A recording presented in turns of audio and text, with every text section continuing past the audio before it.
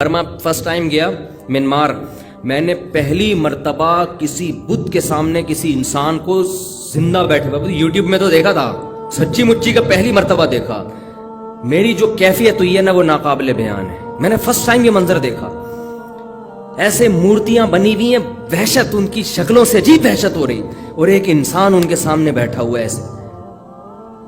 میری آنکھوں سے لاشعوری طور پر آنسو نکلنا شروع ہو گئے. میں نے کہا اللہ تیرا کتنا فضل ہے, تو نے ہمیں توحید پرست بنایا.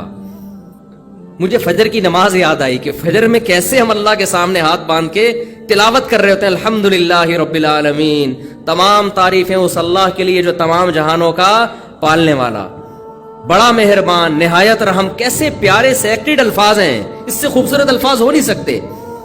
اور آپ انسان ہو کہ یار اس کے سامنے کیوں بیٹھے ہوئے ہو, یہ کیا لگتا ہے تمہارا؟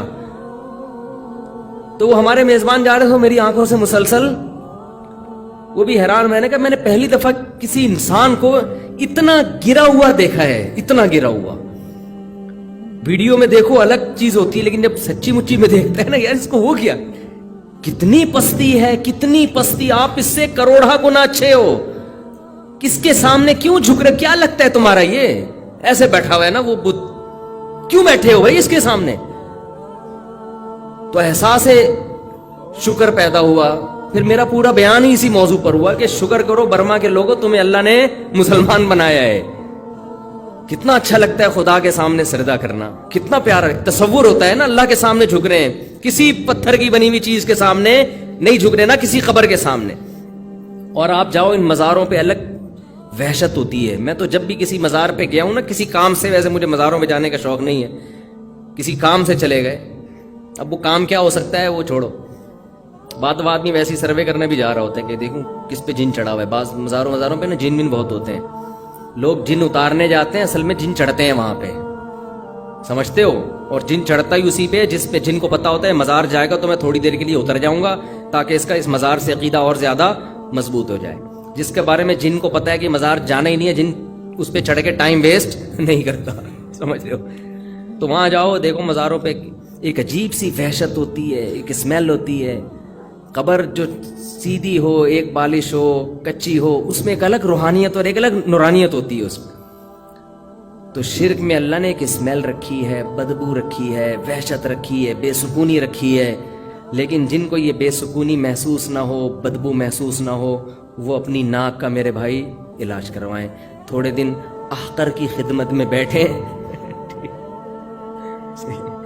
بزرگوں, میں تو بزرگ نہیں ہوں, بزرگوں کی خدمت میں بیٹھیں, جا کے کچھ اللہ کی باتیں سنیں, اللہ کی کبریائی سنیں, تو ان کو شرک میں اسمیل محسوس ہونا شروع ہو جائے گی. اور ایک چھوٹے درجے کا شرک ہے یہ جو روحانی ٹوپی ڈرامے, جن کو ہم نے سمجھ لیا کہ یہ ہماری بگڑی بنا دیں گے, یہ بھی اسی طرح لچڑ ہے کہ ان کا باپ بھی تمہارا کچھ بھی نہیں کر سکتا. یہ نہ تمہارا جن اتار سکتے ہیں, نہ تمہاری چڑیل اتار سکتے ہیں, نہ تمہیں کل کی خبر دے سکتے ہیں, نہ تمہیں یہ بتا سکتے ہیں اس پہ کس نے کیا کیا ہے, یہ کیوں بیمار ہے. ان کا باپ بھی نہیں, اس سے اچھا ڈاکٹر ہے, نفسیاتی ڈاکٹر کے پاس چلے جاؤ, پھر بھی اچھا ہے. تو یہ روحانی ٹوپی ڈراموں کا نا, چاہے کتنا بڑا بزرگ ہو, دیوبندی ہو, اہل حدیث ہو, بریلوی ہو, کچھ بھی ہو, وہ فراڈی پہلے ہوگا, یا فراڈی تو نہیں ہوگا, دماغی توازن خراب ہو چکا ہوگا. تو چھوڑ دو ان فضول پلیتے جلا رہے, تعویذ گنڈے, ادھر دھاگے, کتنے قمیض اتارو, کیا کیا نکل رہا ہوتا ہے اندر سے یار. آپ نے دیکھا ہمارے کبھی کوئی دھاگا؟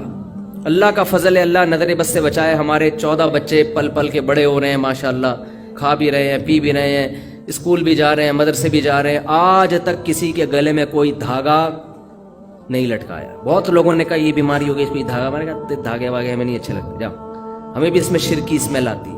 جائز ناجائز کی بحث میں پڑھتا ہی نہیں ہوں, یہ کام مزیدار نہیں ہے, کام مزیدار نہیں. اللہ سے دعا مانگو, ہمارے بچے بھی بیمار ہو, ہم نے دعا مانگی اللہ سے, اللہ ٹھیک ہو گئے.